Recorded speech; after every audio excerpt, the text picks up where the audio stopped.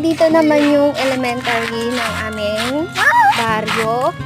Yan, dito nag-aaral yung anak ko. Grade 4 student siya. Yan. So, kapag umaga, hinahatid ko siya. Kapag tanghali, hindi ko na siya sinusundo. Nagalagay niya. Tapos,